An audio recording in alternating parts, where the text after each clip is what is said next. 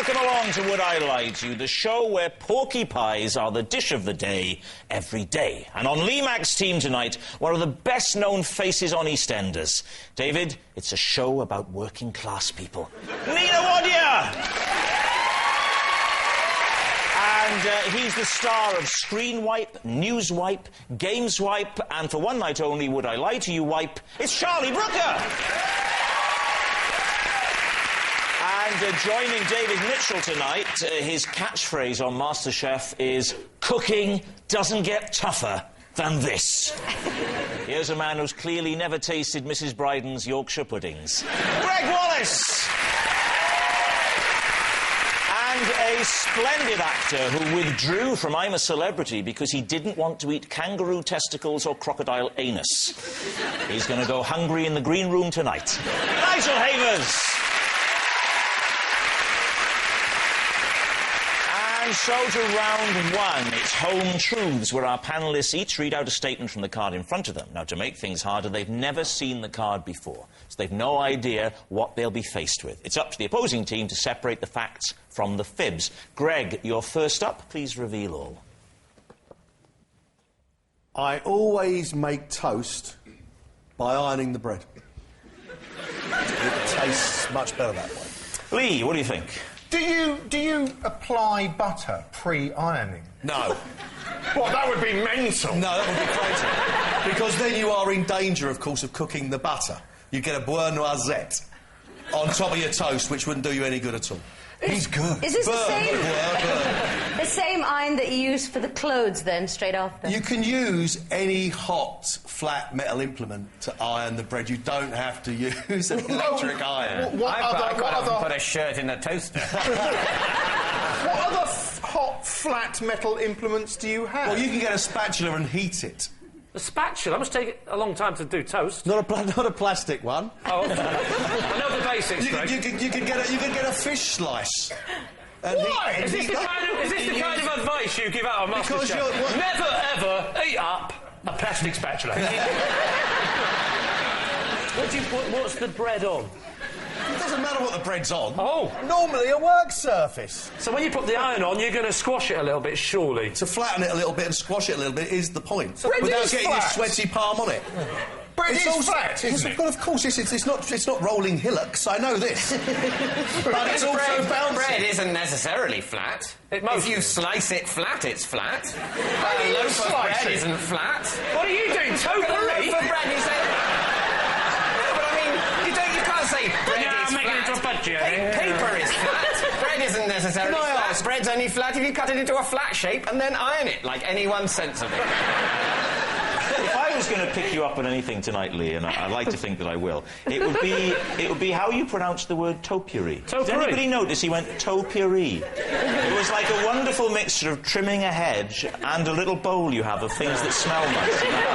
I say topiary. What do you say? Well, it's topiary. It's not topiary. So hang on. Whoa, just to backtrack. There's a man ironing his bread, and I'm being picked up because I'm saying topiary a bit like potpourri. Where the hell's David gone? Oh. I thought he was so middle class that I pronounced it wrong and he fainted.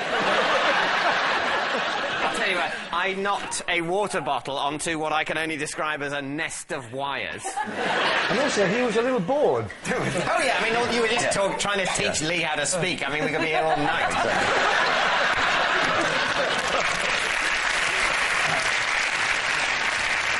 If you iron bread, would it ever properly toast? Wouldn't it just get very soggy and hot? You could put butter in the steaming bit. You could have a butter one and a jam one. Oh, no, but if you put the jam in, then you're going to have the problem you have with a Pop-Tart, which is when you get a Pop-Tart comes out and you forget to let it cool down. A Pop-Tart is something that working class people have for breakfast, just before it's mentioned by anybody. I'm about as working class as it gets. I don't know what a Pop-Tart is. You iron bread.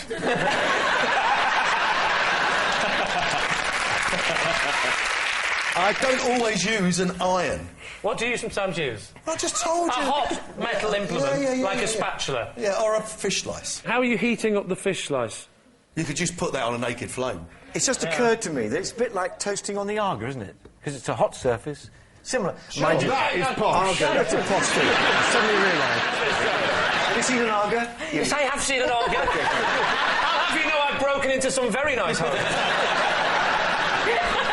So what are you going to say, Lee? Truth or lie? Well, I don't know. What do you think? To toast bread with a fish slice, you'd have to get it up to such a temperature, it'd be like molten lava. I hate to bring everyone, but the allegation is an iron. No. He said that he also does it with Let's just chat you're having on your own time. The allegation is the iron. Who are you, his lawyer? No. For the purposes of this, yes. Come on, let's make a decision Right, go here. on, what do you think? I simply don't buy it because of the fish slice issue. Nina? I just can't imagine that he'd waste, like, 20 minutes ironing a piece of bread in the mornings. I don't think he... Sure. How big is your bread? You don't lie? OK. Yeah. We'll say lie. Saying it's a lie. OK, Greg Wallace, were you telling the truth or were you telling a lie? It's a lie. Ah, it's a lie. Very well. Yeah, Greg doesn't make toast by ironing bread. I thought that was... I made a mental note to try that. Right, Charlie, you're next. I once refused to pick up my girlfriend from the station because I couldn't bear to step over a spider that was between me and my front door. David. Was this out of fear or respect for the spider? Kind of a combination of both. What happened was she rang me, and it was late at night, and so she wanted me to go and collect, be a gentleman, walk her home. And so I had to tell her. And you were I wouldn't prepared come to and tell her that you were too frightened to walk across the spider to collect it from a dark station in the middle of the night. It was a big How spider. pathetic was that? It caused a huge argument because I was refusing to let... She was saying she didn't want to walk through the streets of London. It was quite frightening. At night, and I was going, yeah, but there's a spider. There's a spider here, which is real. You're scared of some notional threat. I can see one. Give a stick or something, give it a little tweak and it'll run away. And he has faced spiders in the jungle. And lembit opic. We still don't know how she got in, you got out, and then what happened? Well, obviously I was scared, so I dropped a Yellow Pages on it. I kill spiders without any conscience. With only hours and hours of terrified hesitation. David, which way are you leaning? Could be true, but that's so often the case on this game. I think it's a complete lie. You think it's a complete lie? Yeah. Right? If it's true, I feel very sorry for Charlie, actually. Because you're so pathetic. Just openly pity me, for I God's hate sake. it when there's so much riding on whether something's true or a lie. It's easier when it's just the game, but now it's your whole view of Charlie. What do you think? A lie. You think it's a... OK, we're going to say... Say a lie? It's a lie. OK, David's team think it's a lie. Charlie, were you telling the truth or were you telling us a lie? It's actually a hideous truth.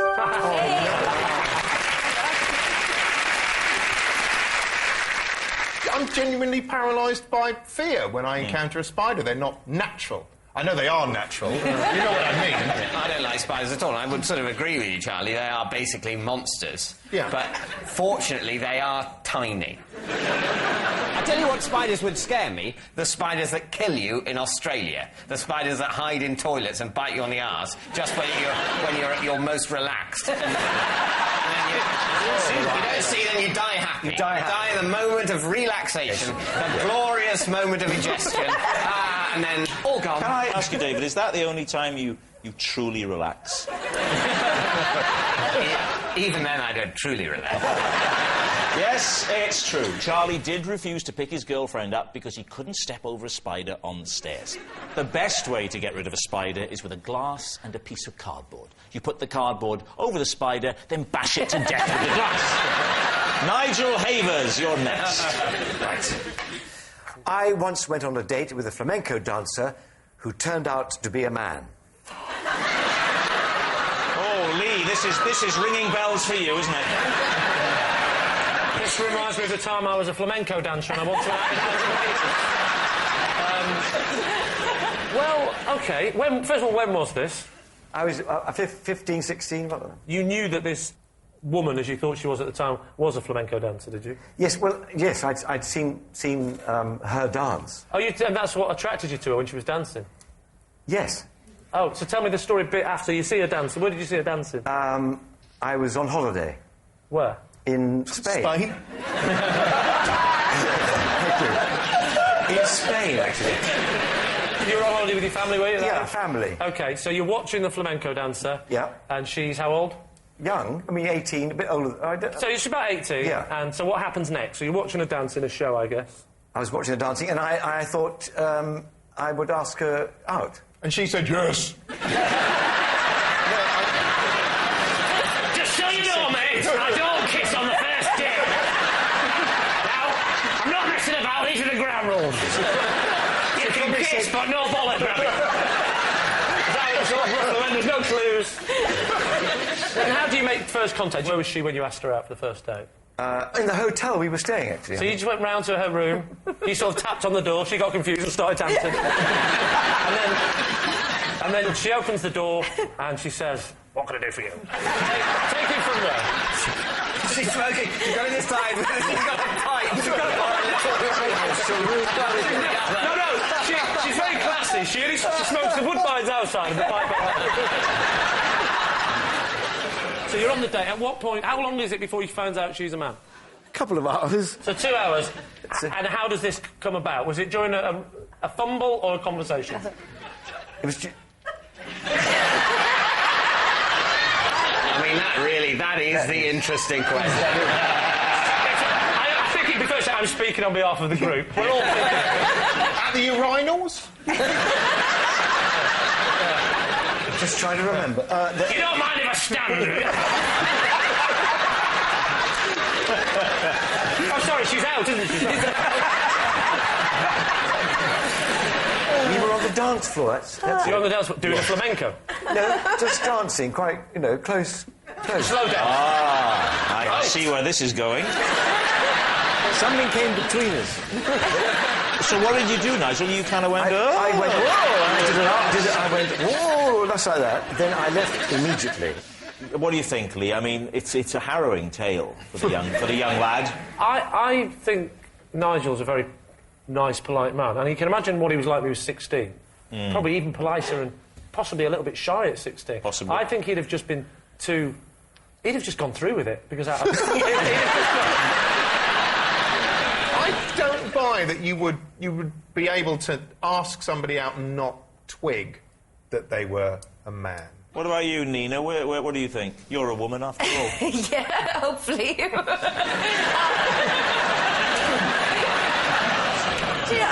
It's the kind of thing that happens, I think, to a lot of actors where you get confident when you're a lot younger. So I imagine that actually something like this could have happened. It's true. So I do. What's it going to be, Lee? Truth or lie? It's a lie. OK, you say it's a lie. Nigel Havers, truth or lie? Well, it's the truth.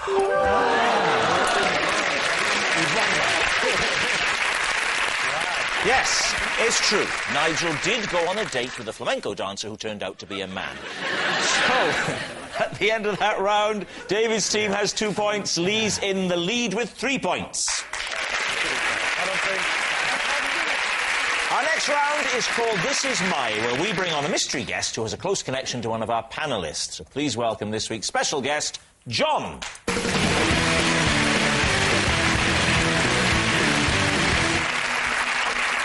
Right, Charlie, we'll start with you. How do you know John?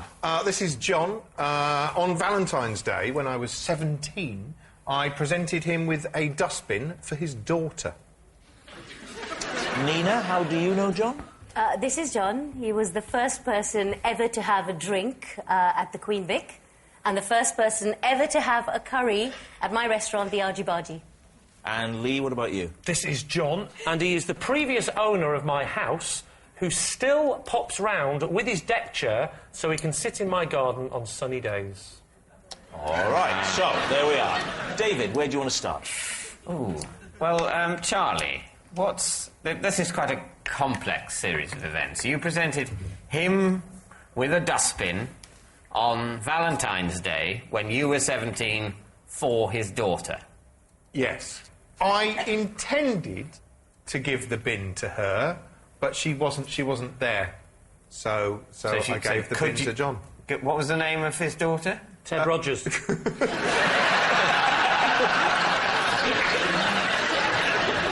Catherine. Catherine.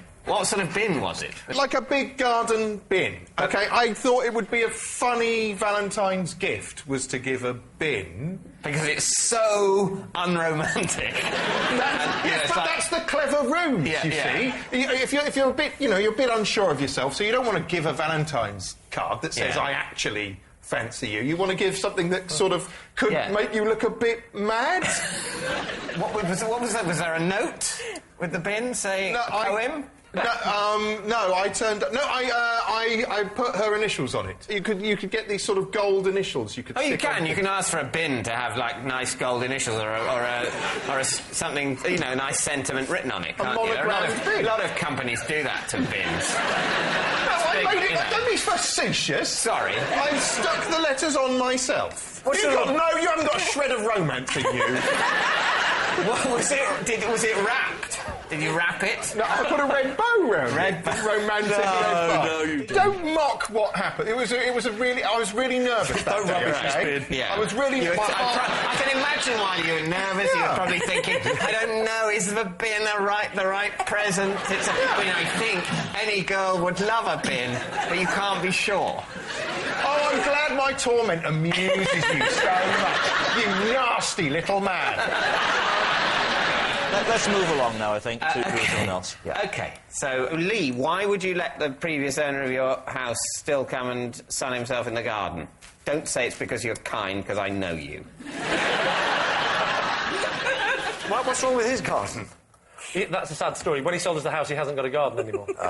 Does he live on his own? He does live on his own, in a flat. And he keeps a deck chair just for the purpose of visiting your garden? Yeah. Well, yeah, because he used to come round, and then I found out that he loved the garden, and so I sort of said, well, come round if you want to, if you want to come and sit in my garden. Sweet, but it's bollocks, isn't it? Why don't you let him leave a deck chair there? I don't tell him he has to take the deck chair, but I don't know, maybe he hasn't got any furniture.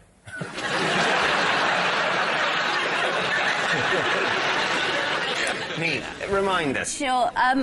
John is basically a supporting artist that has been there since day one, 25 years on EastEnders, and he's known as being the first of everything. So he'll be the first who had a drink at the Vic, he's the first who has been in the laundrette, he's the first who's kind of done any set. And also, you say he was the first person to eat in... To have a curry since the Masouds have owned the Argy-Bargy.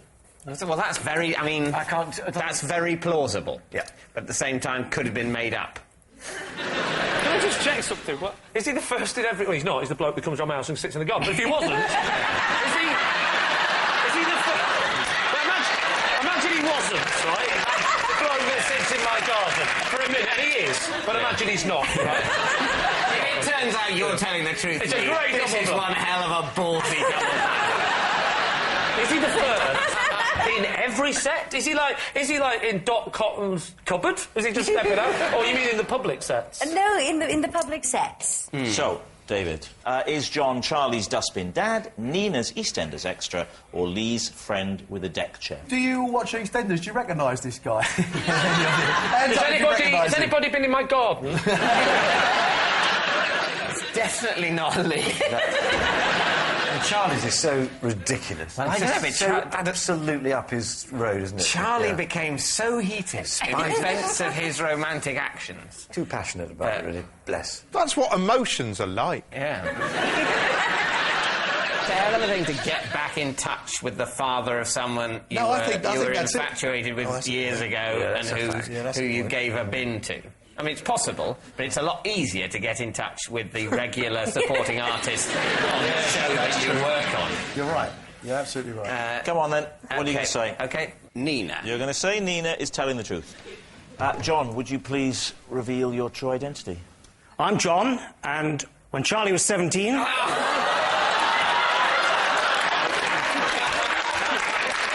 He presented me with a dustbin for my daughter on Valentine's Day. Yes! And Charlie, John has a present for you tonight. You haven't seen it for 23 years, and I'm serious, it's here tonight, the actual bin.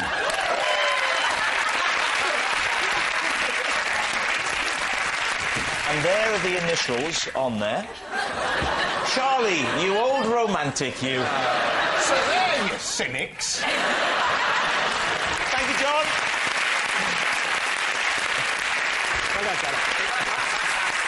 Which brings us to our final round, quickfire lies, in which our panellists lie not only to their teeth, but against the clock. We will start with... It is Lee. Every Sunday, I treat myself to a relaxing bath with 3 squirts of furry liquid in it.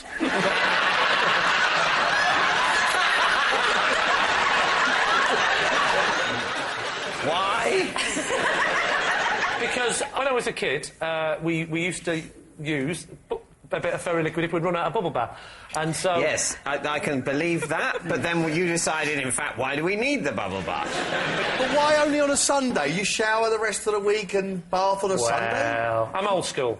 There's nothing wrong with an all-over flannel wash. Under the armpits on a Monday, down below on a Tuesday, feet on a Wednesday, knees on a Thursday. This is like a really dirty version of a Craig David song.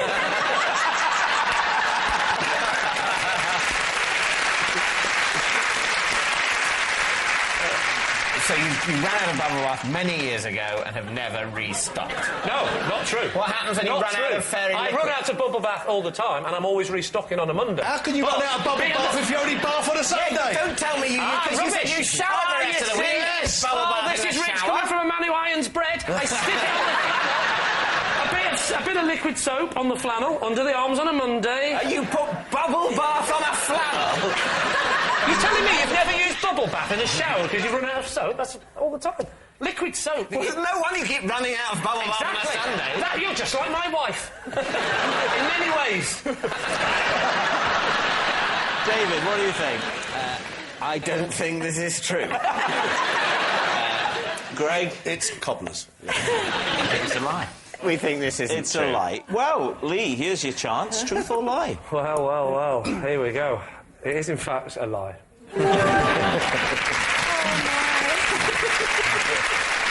Next. It's David Mitchell. My parents recently forced me to have a new kitchen fitted because my flat embarrassed them. Lee. How bad was the kitchen? It was... I considered it adequate. That good. Come back to mine, darling. I've got a very adequate kitchen. How would you describe the old kitchen? It sort of had plasticky units that some of which I'd like to make them into personalities. Hello, Brian. I've had a really lonely day. Exactly. Brenda, where the pans go. Yeah. Hello, Tommy the Toaster. Done anything today? No. Ian the Iron seems to be getting all the work. So, your parents came round. You feel that the kitchen's not really too bad? They were sort of very unhappy about it, and ultimately they said, look, we really think you should do with this. We'll deal with the admin if you pay. But you're a creative mind. I mean, you must have given them a steer as to which way you wanted it to go. Describe a creative kitchen design steer that you imagine someone like me might have given. OK, you may have said, I want an island in the middle, I want an Aga and a traditional electric... I'm not making a planet. An island and a lagoon. An island. I want dragons in the north. What's the new kitchen like? It's plain. There's sort of, I think, sort of cream units. Have you been a kitchen salesman once, What's the most complex thing you do in your kitchen? I think worry about death.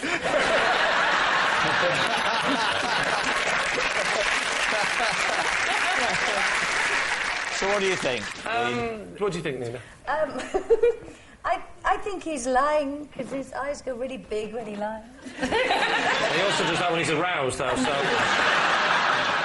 What do you think, Charlie? I think that's got the ring of truth to it. Because I imagine that David probably doesn't really care about his kitchen, but that other people do. Look at him, it's the truth. OK. You're going to say true? Go on, then. I'll say it's true. True. OK, David. Truth or lie? It is, in fact, true. Next. It's Greg. Possession. Right, there's a box under your desk. Greg, would you... Crikey! Pop it on top of the desk, take out what's inside, and then read the card for us. This is one of my history books. I read them in the sauna to make them look old. Lee, where would you like to start? Why'd you try and make them look old? I think they're more attractive that way. I like them all bashed up and old-looking. Where did you hear about this, that if you read it in a sauna, it actually ages nicely? It's like... Well, I didn't. I just took the book into the sauna, and I go to the gym. I try not to be fat. I like the sauna as well. I read while I'm in the sauna and the books get aged. Are you naked in the sauna? Oh, yeah. You're naked with a book? It's difficult. Hang on. My glasses. Your glasses. How can you read with steamed-up glasses? Well, no, I don't wear my glasses. You just... Well, how do you read then? Well, I hold the book up. That's not the problem in the so sauna. now you're naked and you're doing that, yeah? do you ever do this when the bloke sits opposite you? You ever go...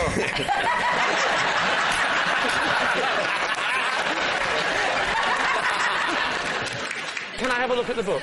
I don't mind. Yeah, OK. Would you like to pass the book over? Let me have a look at this book. Thank you very much. Do you need help with the big words? No. Do you need help with a Harry Hill impression?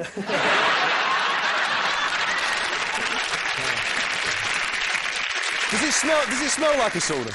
Oh, it smells of something. It smells of... Well, it does. It is aged, and I tell you what it is. It's aged by dampness. That I know. Sorry. There's a phone number in the back and a bloke's name. It says Tony and then a bloke's phone number. What the hell's going on? What?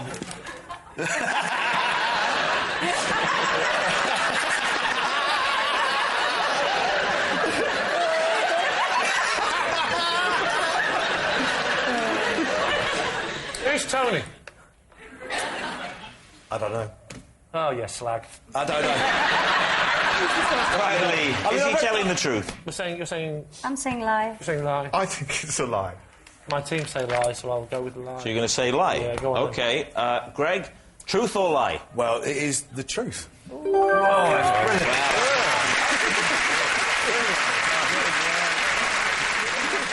It's true. Greg does read his history books in the sauna to make them look old. And that noise signals time is up, and it's the end of the show, and I can reveal that in a closely fought contest, it's a draw at 6 points each.